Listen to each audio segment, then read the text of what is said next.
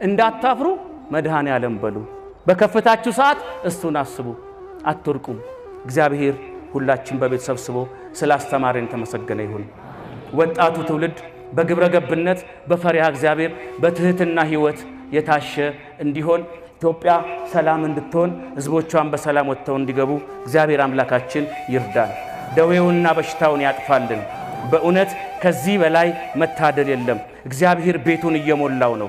በተለይ ከዚህ ከኮሮና ቫይረስ መምጣት በኋላ ሰው እግዚአብሔርን ያወቀ ይመስለኛል። ዓለም አቅሟን አውቃለች። በቃ መፍትሄው መድኃኔ ዓለም ብቻ ነው። ወደሱ እንቅረብ፣ ሁሉ ነገር ይስተካከላል። ኢትዮጵያም አጠፋም፣ ተዋህዶም አጠፋም፣ ይኖራሉ።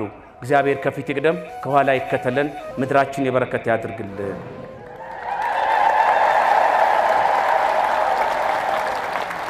የማንቂያው ደወል መንፈሳዊ መርሃ ግብር ይቀጥላል።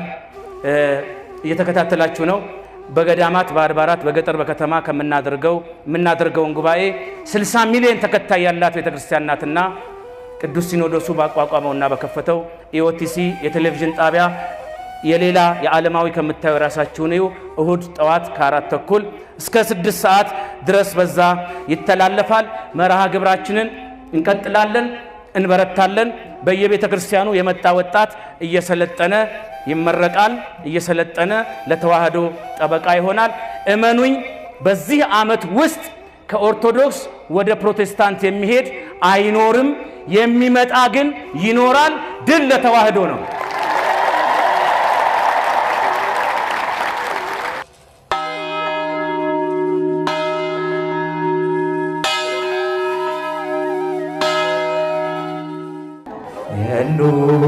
ሞተዋል ሲሉ ኖረን የሉም ጠፍተዋል ሲሉን በስተን ከግራ ወደ ቀኝ ከግራ ወደ ቀኝ ከጨለማ ወደ ብርሃን መተናል አለን።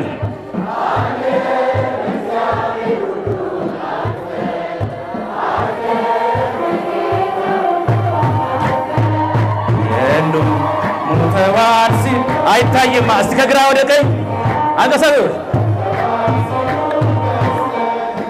አለን መኖራችሁን እንዴው የተዋህዶ ልጆች ክብር አለን በሉ። ድምፅ አውጡ እስቲ ሌው